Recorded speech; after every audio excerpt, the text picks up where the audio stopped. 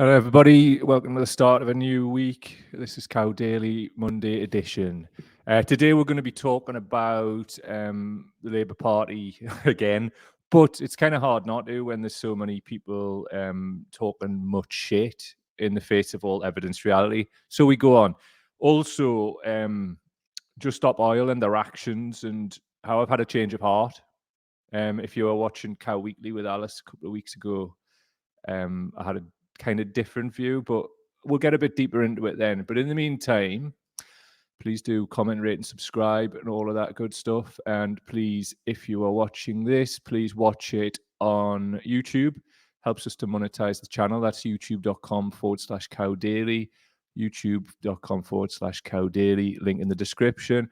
Also, if you'd like to support our work directly by helping us keep the lights on, please go to patreon.com/cowdaily. That's patreon.com/cowdaily. If you'd like to make a one-off donation to our work, link in the description for PayPal too. Also, nice to see some people in. Joanne G's in. Good morning. Jacqueline Hemmons is in. Hello, mate. How are you doing? And also Shelley Kelly. Nice to see you. Right. I think what we'll do is we'll start with the Labour Party, get that out of the way. There's a few bits and bobs that I want to show you that I've been sort of collecting over the weekend a little bit. And it's just more evidence that they're absolutely done and full of shit. Interesting that was started Monday today with just this whole sort of, I was up at 6 trying to work on this and got sucked in for an hour on Facebook with people calling us a Tory again. But, you know, one of them was on a thread where I was talking about just that. It's really mental. It's absolutely rad. Really fun to watch, though. Right, anyway, I'm going to play this video from Laura Kuenssberg over the weekend. This is Jonathan Reynolds, who is a Labour ghoul, I believe. Has done is evident to personal finances, to business finances, and to the national finances. Now, look, people know, they don't expect a Labour government can wave a magic wand and fix all these problems overnight, and Keir is just being absolutely level and straight with people about that. But what does that mean in concrete terms? It means we can't do everything as quickly as we would like, because there has been a real and lasting impact on the British economy of the incompetence and the disgraceful behaviour of the last 3 weeks. And people know that, but what they want is hope for the future. They want a government that has a real plan for growth, not this trickle-down fantasy that somehow tax cuts for better off people will pay for that. And there is real commitment to public services and to jobs in this country. They will get that from Labour. But people will hear, though, that you're not answering that specifically, but it sounds like that message, what Keir Starmer said, basically is a message designed to say it's going to be tough, we might have to cut spending and we're going to have to put taxes up. No, it's not about talking about any kind of return to austerity, but it is an acknowledgement. Look, when the last Labour government left office, we were talking about seeing a GP in 48 hours. Now the height of the government's ambition is 2 weeks. You can't turn that round overnight. You can't turn around the delays in the criminal justice system overnight. You can't turn around the problems with, you know, getting the police in your area or responding to crime. But you can have a better plan for the future. You can give people hope for the future. You can make different choices. And that is what people expect from a Labour government, and that's what they will get. No, they won't. They will get nothing. And this is the same old playbook that's been going on since time immemorial between two cheeks of the same establishment arse, which is the Conservative Party and the Labour Party. Lib Dems, etc., wouldn't be any better. Like the same old people. It's just a different rosette, isn't it? So one of the takeaways from that is in this clip which was posted on BBC Politics, a couple of quotes. We can't do everything as quickly as we would like. Labour's Jonathan Reynolds says, don't expect a Labour government can wave a magic wand and fix all those problems overnight. That is just a remix of the magic money tree and all of that shite that these politicians come up with. And it wouldn't be surprising as if they're sitting there working all this out between them, because they all seem to be mates, don't they? There was a response on Twitter, though, and this was Mr. Demos of PNYX. I don't even know what that means. I like this guy, though. He seems to come up with a lot of good shit. Okay, here's the thing. It can. Overnight Labour could begin the process of positively transforming the country in everything from infrastructure to public services to substantial wage increases. It chooses not to because it is an embedded entity of the state. Very interesting. I'm not particularly sitting here like saying that that's false. I don't see any lies spoken there. And that's the problem that we've got. that we will not, and I say we quite loosely because I don't know what we is in terms of a society anymore. A hell of a lot of people within society are content to wrap this cloak of delusion around themselves, like get the Tories out, or it must be Labour then. The issue that I have here is it doesn't include everybody who's living in poverty. It's the 6th largest economy on earth. There shouldn't be people living in poverty. You know, people talk about get your charity begins at home, and quite often they then launch into some kind of like diatribe against asylum seekers and refugees or anybody else that they want or have been told to blame for the problem. The problem is quite simple. The establishment won't do that without being at least nudged in that direction. And that is going to come from the strikes. It's going to come from the protests, like Just Stop Oil, who are like, I've done a bit of a turnaround on, who I've had massive respect for anyway, don't get us wrong, but there'll be more on that later in the show. And what we're seeing is a lot of people who don't stand to be that very inconvenienced by what's afoot are just going like, this is all fine, yeah, just get Labour and it'll be fine. Meanwhile, millions of people living in poverty still don't have any solutions, and you're shaming them and calling those people Tories, myself included, for going, hold on a minute, they're doing this same old shit. They've started running this playbook this weekend. It tends to be what happens. They'll go on like the Sunday shows. Used to be Andrew Marr, and obviously I think Koonsberg's doing it now, or a version of it. And they'll just start launching their sort of attack lines or lines of gaslighting for the week. So Jonathan Evans has brought that for us now. Cheers, Jonathan, you absolute rat. There's one here. This was in response to your classic, is it a bot? I don't know. But just the same old shit from like sort of Labour supporters online saying that Corbyn was entirely to blame and that's why the 2019 election was lost. There's a graph here which clearly states the main issue was Brexit, and it says in the caption, no, that's incorrect. Starmer enabled Johnson by calling for a second EU referendum 2 months before the Get Brexit Done 2019 general election. All of the Leave majority red wall seats defected the Tories as a result, confirmed by this exit poll. I mean, I wouldn't go as far as to say it totally confirms it, but it's certainly a bit more than circumstantial evidence, isn't it? 49% the issue of Brexit was the issue going into that election. I'd suggest if we took that out completely, the likes of Laura Pidcock and others would still have their seats. So also some of the things I've found around the internet, but from the Independent, I believe, Keir Starmer warns next Labour government will face really tough challenges thanks to economic slump. The Labour leader said the economic slump means not being able to do things, good Labour things, as quickly as we might like, even if the party takes power. Listen, there's going to be, if that happens, here's what's going to happen. And you don't need a fucking crystal ball for this. Nothing, or very little, or some scraps from Sir Keir Longshanks's table. That. Nothing else. There's not going to be the root and branch reform, investment, just anything that we actually need as a people, as a society, as a country. They're not going to deliver it, but they've already got some locked and loaded excuses. So don't worry if you can't put your heating on this winter. Don't worry if you're thinking about whether you can afford the gas to heat some food, if you've indeed got food. Don't worry about that, because Labour and briefcase fucking wankerdom have you covered. Not at all, really, but they'll fucking find like an excuse when or if they get elected. And none of this is going to happen. There's going to be no hope. Sorry. I know you don't like people who rip the elastoplast off, but it's, to me, we're far better off not deluding ourselves and then being more than disappointed down the line than just sit here going, yeah, well, I know Labour are like slightly less racist and whatever. And I know that this was one of the conversations this morning, man. Somebody was like basically saying, yeah, I haven't read the Ford report. Like, I know they're like slightly less racist, but like, you know, like Labour and that, and you're a Tory. Mad, isn't it?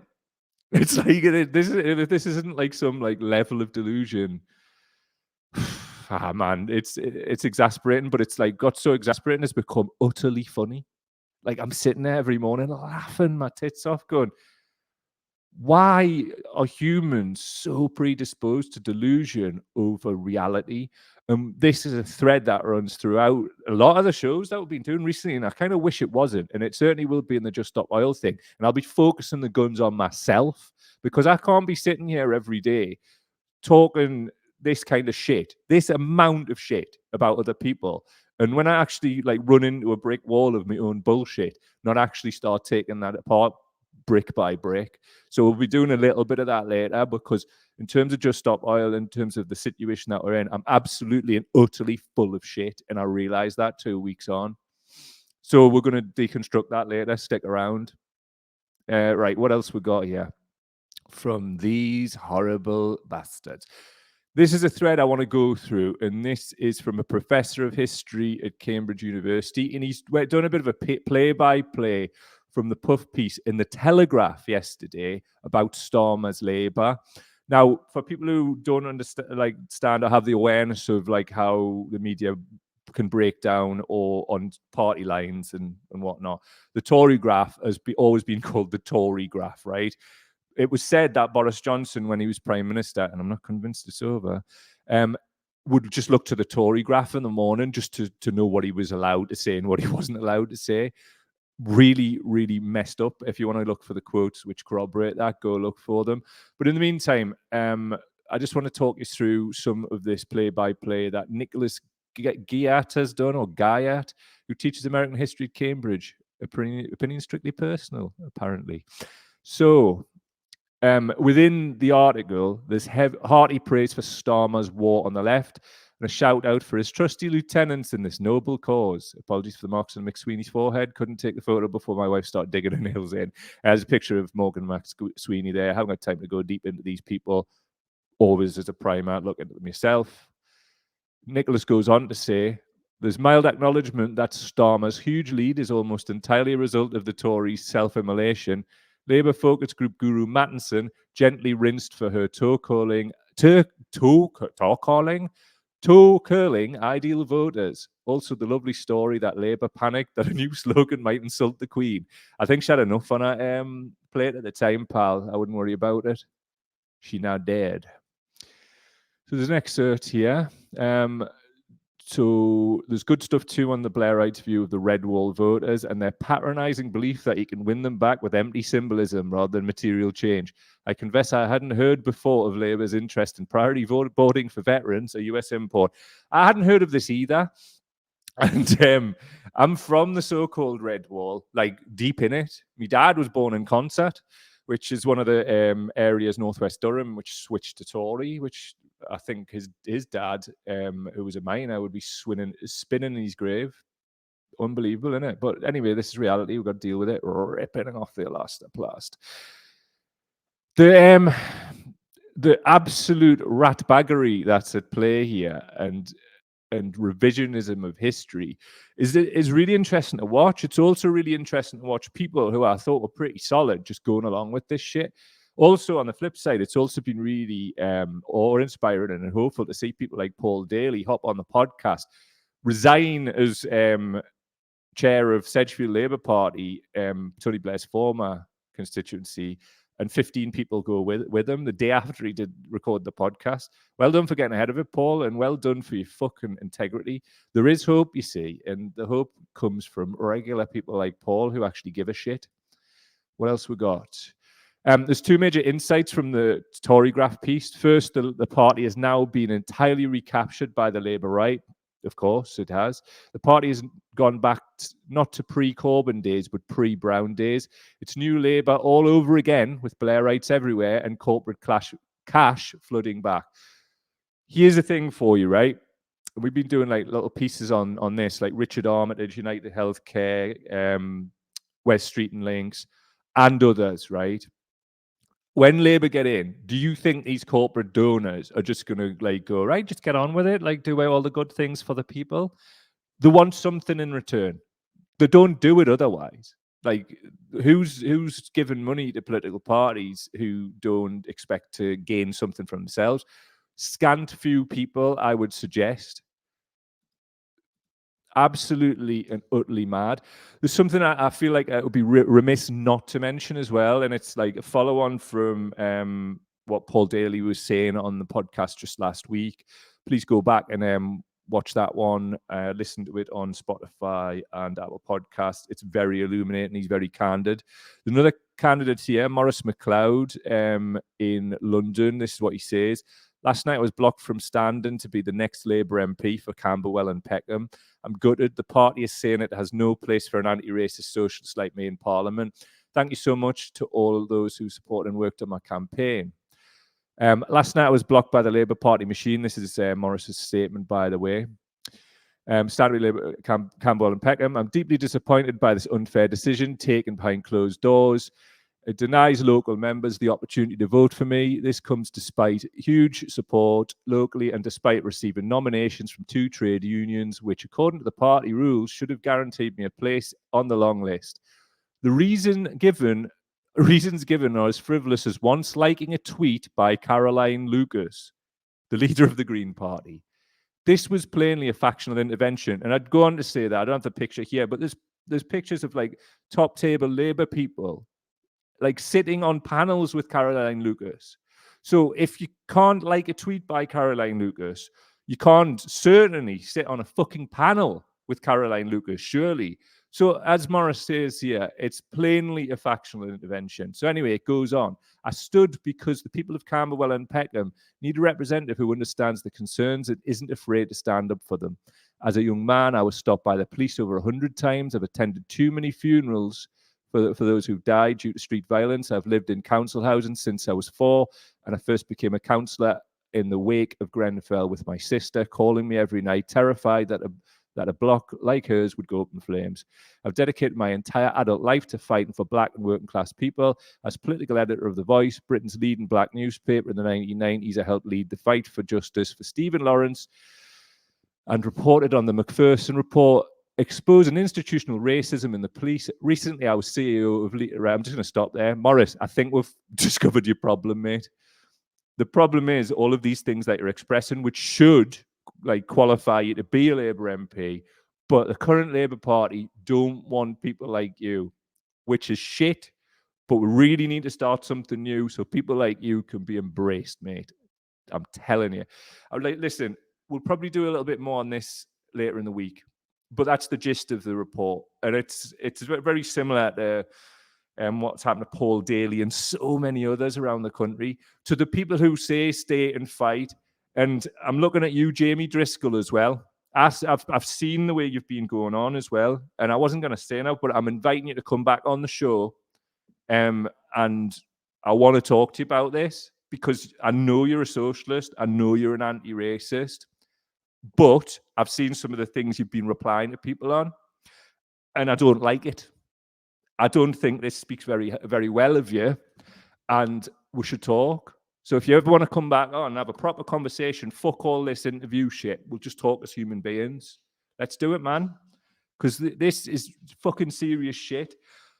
What do you think? And this is not just you, Jamie, but others, right? Because the quality of what I saw you write had the quality of some of the fucking trolls on our page, right? What do you think some people of colour, and I use that word advisedly because some people of colour don't give a fuck because some people of colour aren't a monolith. We know this. Because to like say they are would be racist. What do you think some people of colour think when they read that shit? When the Labour Party itself is not dealing with this at all, and the Ford report, as I'm saying, well, I'm blue in the face, says there's a hierarchy of racism and it's not a welcoming place for people of colour. Boom, shaka, fucking lack. Look, there's Maurice MacLeod. Again, one of many people who aren't welcome, who, like, are you going to advise him to stay and fight? Is that what's happening? Stay and fight for what? They've changed the rules in the NEC, so you're not getting on there. And they've changed it, like, really made it super hard, as we've seen. By super hard, I mean impossible for decent people to be selected to be Labour MPs. So what we're staying and fighting for? Like fighting over who can deliver the most leaflets and give you free work. Fighting over who can fucking amplify yous on podcasts. That's all stopping. Stopped. So will these come on? Let's talk. Anyway, there's Maurice McLeod again. Why don't we not get Maurice on and you can talk to Maurice? Let's ask Maurice to come on as well. I will be asking Maurice, but why don't you tell Maurice why he should stay and fight? Why don't all yous? Now, this wasn't planned today. I didn't even know I was going to mention these people. I'm fucking done with this shit, man. Stop gaslighting the electorate. Stop gaslighting us, people who supported yous. Or don't, because we don't give a fuck, because you're not getting a vote from us. So jog the fuck on. Honestly. Anyway, comments. Right. Here we go. It's a good podcast, that one. A little bit too pro-Labour for me. Maybe it will be a bit less now. Hold on a minute. I think Jacqueline is talking about... Yeah, sorry, I got a bit ahead. Jacqueline Hemmings is saying, watch Paul Daly and Socialist Think Tank, Political Unmuted, on Tuesday at 9. Jono, I think it might be a little less. Albert Turnbull. Usual drivel. We have the worst government to live in history. Even the Tories agree, but it must be Labour's fault. Give your head a shake. Albert, right. My opinions are based on evidenced reality. Your opinions are not. Is this now clear? Why don't you come on here and tell us why I'm wrong and present your evidence? Open invite. Otherwise, you're talking drivel. Now shut up. Anyway, further. Jacqueline Hemmings, Telegraph readers don't have much to fear from a Labour victory. Is all the red flag you need that Labour is the replacement Tory party? Excellent, excellent comment. Zoe Jarrett, give your own head a shake, lad. I'd watch out, Zoe. Like, they'll be saying that, like, you're one of me flying monkeys and all this. Listen, like, people like me don't have flying monkeys, right? We just agree. We agree with each other. There's no, like, sort of, like, secret WhatsApp group where it's like, get him. Unlike what detractors. Let's have it fucking right. Not that we give a fuck. Go fuck yourselves. Anyway. Robert Grady. Mate, watch it on YouTube. Please, everybody, watch this on YouTube. I beg of thee. But I do appreciate you being here every time, man. Like, love you and that. So if it's just you, Facebook, you can watch it on. Just thanks. Thanks for being here. But watch it on bloody YouTube, dude. Robert Grady. Poverty is a political choice. It fucking so is. And I love the fact that you can just drill down into, like, really economical use of language and get it every single time. So it is, and it always has been. And I think we've been gaslighted far too long to take any politician seriously at the minute. I mean, I don't know anybody that I'm taking seriously. No, I don't. Anyway, what we're going to do is, right, we'll move on to the next section, which is like my complete and utter apology. I'm not going to use mea culpa because I'm not fucking Rees Mogg, and it doesn't mean apology. It's an apology to Just Stop Oil. And yeah, actually, I owe an apology to somebody else. Robert Grady, already watching on YouTube as well as on FB. Mate, apologize. And I love the fact you're doing both. Cheers, pal. Much appreciated. So what we got? Please do support our work directly by going to patreon.com/cowdaily. That's patreon.com/cowdaily. Also, if you want to make a one-off donation to the Cow Daily Project, which means putting the lecky on, buying a brew, how you like, PayPal link in the description. It's much appreciated. And I swear to God, every time one pops in, I get like a little jump of just thanks. I'm so super grateful. I don't know if you realize how much, but I am. So thank you. Right. What else have we got here for your funky ass? It's Just Stop Oil, isn't it? Right. I'm going to play this first. And this is what happened. I think it was Friday, so it's kind of get like lost in the weekend a little bit. But this was when Soup was launched at the Van Gogh painting.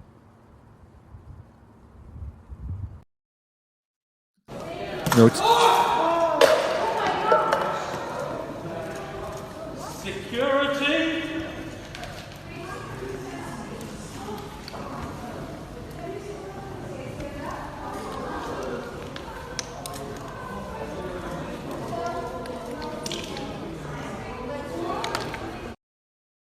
security. I love that guy. That was the unspoken hero of the piece. Security. Fucking imagine being able to say that and that just being your voice. It's fucking great. It's like Basil Rathbone or something. I'm not even showing my age there. I just know about old Sherlock Holmes. So that was what went on. My initial reaction was, oh, for fuck's sake. Just like it was with the Captain Tom having liquid shit poured on him. Well, his effigy anyway, like his statue the other week. I'll be playing you a clip of that in a moment about what I said. But just on this, my initial reaction was, what the fuck do you think you're doing? But then I decided to do this exercise where I face myself with my own shit and try and like produce something where I interrogate myself. So that's what this is. And I want to make it really clear. We've got an interview with Just Stop Oil ready to go and ready to come out. Like, we have all the respect in the world for them. But guess what's happened? We, we're old, basically. We're older. And I realize that, like, I'm entering middle age and I'm becoming a miserable, like, naysaying twat when it comes to certain things. And I should basically be getting out of the way. And the reason that these good people are doing these things is this. And here's your man Attenborough telling me all about it. In the last 150 years, the world has warmed on average by just over 1 degree Celsius. And our atmosphere now contains concentrations of carbon dioxide that have not been equaled for millions of years. We are today perilously close to tipping points that, once passed, will send global temperatures spiraling catastrophically higher. If we continue on our current path, we will face the collapse of everything that gives us our security. Food production, access to fresh water, habitable ambient temperature, and ocean food chains. And if the natural world can no longer support the most basic of our needs, then much of the rest of civilization will quickly break down. Please make no mistake.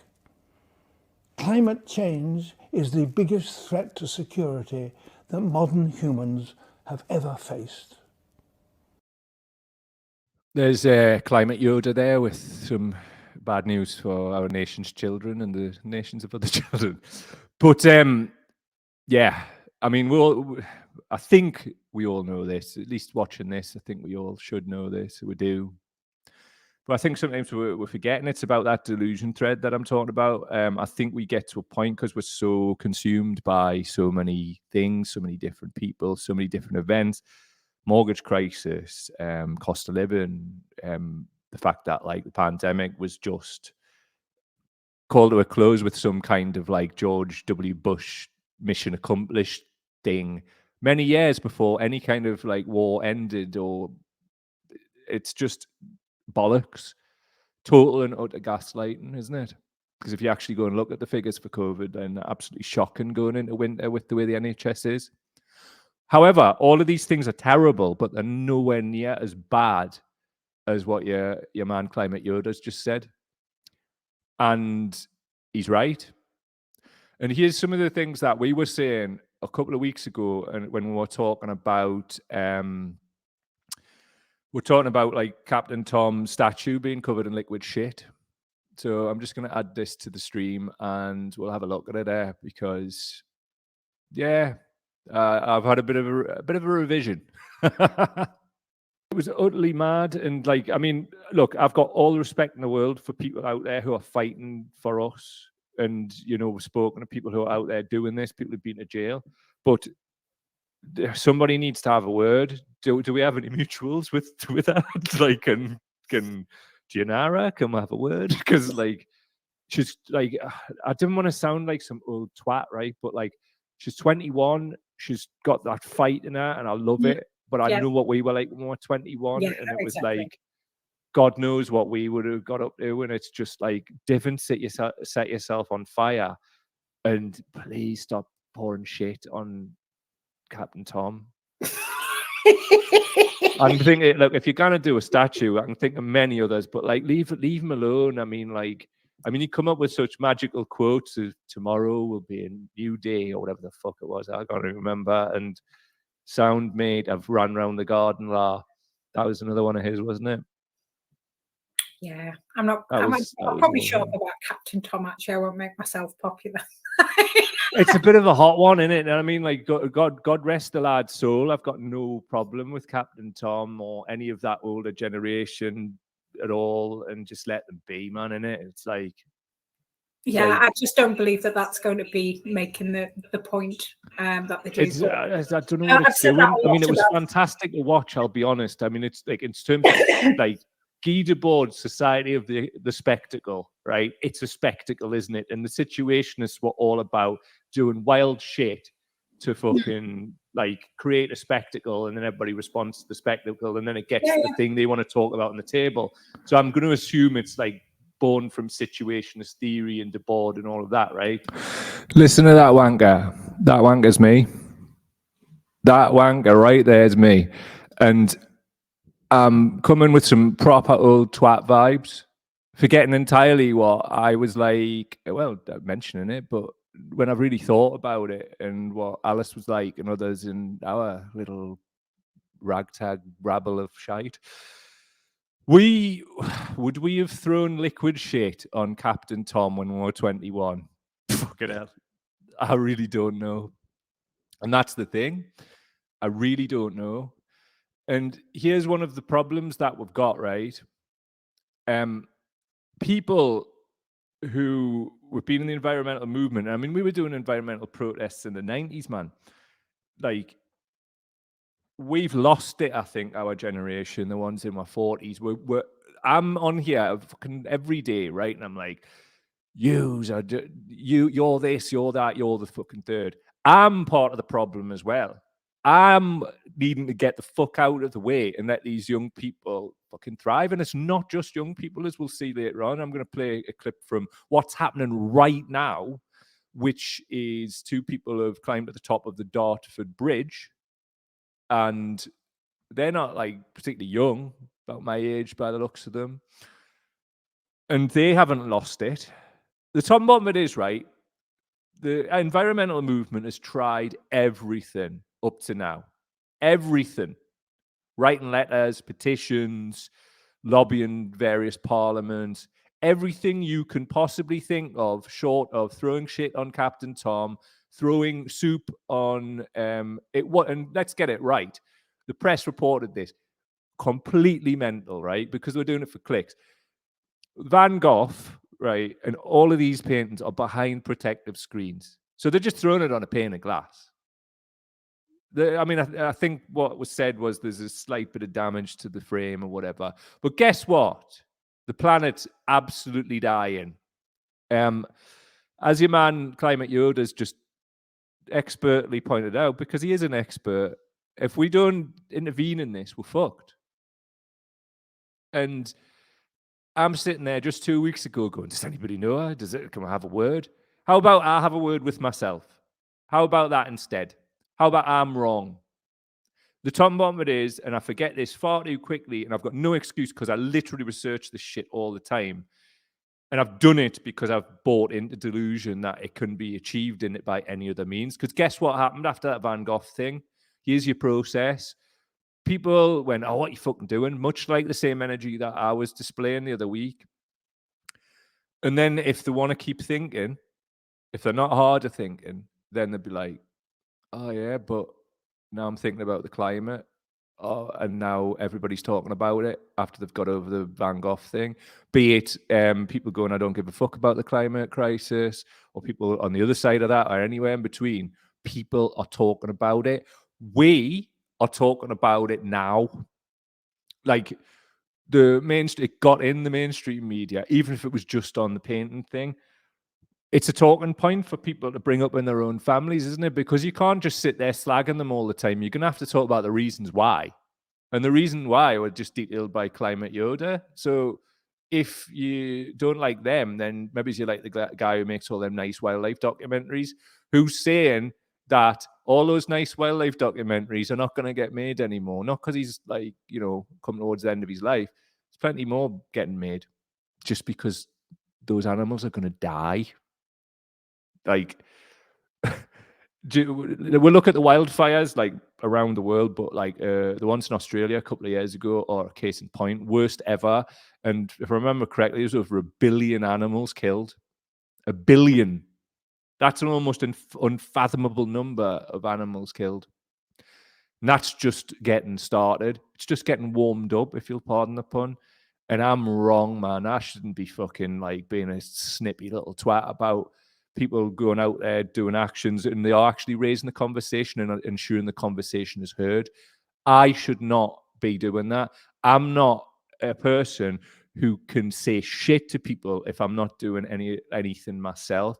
Now, I find I'm doing this podcast and it's growing and all of that stuff, but like that's just one form of activism. It's my expression of activism.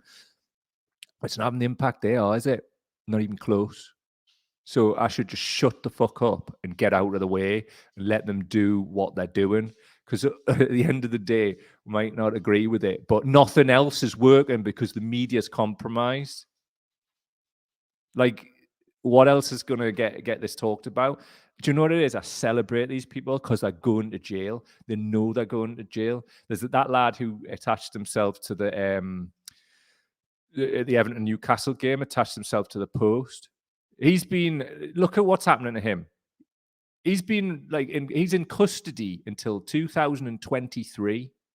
2023.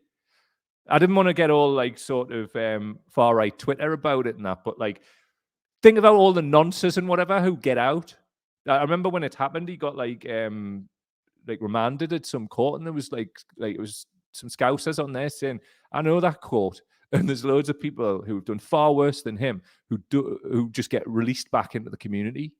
It's clearly a political move, and they're trying to not only change the sentences so people like this could get like 10 years or beyond, they're also just locking these people up, and they're trying to do all of this. And you've still got people up there on that bridge today and doing other things. Now, you might not agree with any of this, right? I remember when this first started kicking off, and it was a few years ago, and there was some slow bike ride across the Tyne Bridge by Extinction Rebellion during rush hour. And I was like, what the fuck is this? And it doesn't get people on side, like it doesn't. But it starts the conversation, and we're in a desperate situation globally in terms of like climate, but we're also in a desperate situation in terms of the quality of the discourse. So if it's going to be shit, then people are going to start wading in shit, because the planet is going to, the ecosystem and the climate is collapsing, man. And I'm sorry to sit here every day ripping the fucking elastoplast off. I'm really sorry. I don't want to live in this world.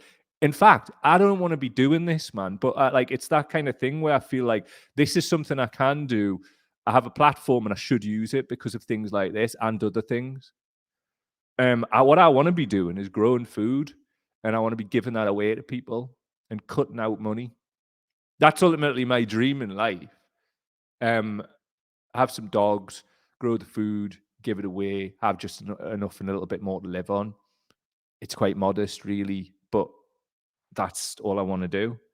But in the meantime, this is what I have to do. So please do support by going to patreon.com/cowdaily. But now it would be good if you could, because you never know, we might be able to get some land in the future if we use the money. But anyway, that's by the by, it's in the future. Today, right now, these lads are on that bridge right now. And this is what they've got to say. This cable of the QE2 bridge of the M25 crossing the Thames.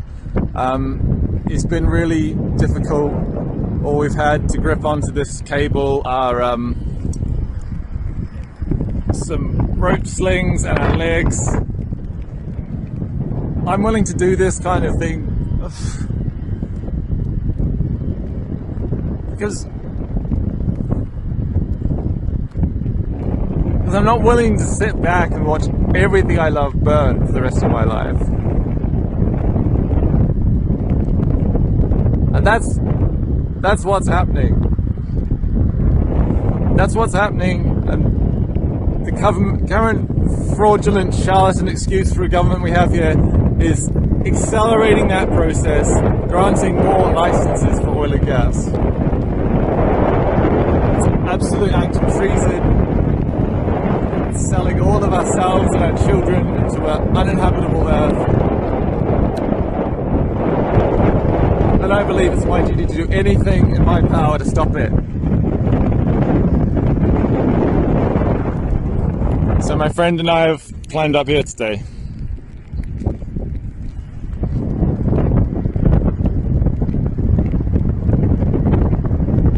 I'm going to stay here until the government makes a meaningful statement that they will end new licensing and consents for oil and gas extraction in the UK, and that they will start an emergency transition to renewable energy that we need, funded by the fossil fuel companies and the rich. We're out of time. Please join the resistance. You don't have to climb a bridge, but any simple act of disobedience would just stop oil. We're meeting daily at 11 AM. Any simple act of disobedience that you can do is all that we have left to force our criminally negligent government to take basic steps to protect our country, our people, our land and our future. Man, I know there's people saying in the comments you were tearing up. Same. I mean, obviously, I've got to bounce these videos and render them before they go onto the online dashboard. And yeah, every day I'm going through this, like witnessing these people. How brave is that lad, man? Seriously, though, how brave and how much of a beautiful act is it to, like, in this context too, where these lads could get like a huge prison sentence for any of this because of the ghouls they're going up against, and they're still out there doing it because they're doing it for us. So when we're seeing soup thrown on the Van Gogh, when we're seeing these people going up the bridge, even when we're seeing liquid shit poured on Captain Tom, which is it getting them talking. I mean, bad discourse is better than no discourse in this context of a burning planet. Wouldn't you agree? Absolutely. I'm wrong. I'm very wrong. And I wanted to get up here and say that because it sucks to be wrong. And I look at what I was 2 weeks ago, looking at like fair one, right? People have said, like, look, you're doing some kind of like apology about the fact that shite's being poured on a much loved national figure. Well, his statue at least. And it is batshit as fuck. Like, a lot of it is batshit as fuck, but that's direct action. And it gets people talking about it. And what we want to be looking at is why the media and the political establishment and others don't see what Climate Yoda says and feels, because it's reality. So before we end the show, just a few of your comments. I have so much admiration and love for those doing things like this. That's Zoe, me too, mate. Barbara's saying, goodness, they're brave going up there. Kudos. I agree. Elizabeth Curtis Kearney, he's heroic. I agree, mate. Jacqueline Hemmons, absolutely agree. People who are trying to save the planet should not be punished. In a world built on rationalism, Jacqueline, then you would be completely correct and it would be a case, but it's not. And this is why I keep talking about delusion all the time. And I've focused the guns on my own fucking delusions today because I'm sorry. And treat this as a drum and bass rave. We're going to do a rewind because it's important. And we're going to play out again with Climate Yoda because we need to drill this stuff into our brains. And I'm sorry to pull this elastoplast off all the fucking time, if indeed you're allowing us to, because there will, as we've seen, there's people in this just like full of drivel. And mates, all of this is evidenced. But anyway, here's Climate Yoda. This has been Cow Daily. Please go to patreon.com/Cow Daily, patreon.com/Cow Daily, support my work, and PayPal link in the description if you want to leave a one-off donation. I know times is hard, but we need to build independent media, and I'll keep turning up here every day if you do, and I'll keep turning up every day if you keep supporting. Please, as well, if you go to Apple Podcasts or Spotify, leave a nice 5-star review, and more so, tell a friend, because, as I say, we'll keep turning up here every day, shining the light on these things, including ourselves. Here's Climate Yoda. Have a great day, everybody. Much love. See you later. In the last 150 years, the world has warmed on average by just over 1 degree Celsius. And our atmosphere now contains concentrations of carbon dioxide that have not been equalled for millions of years.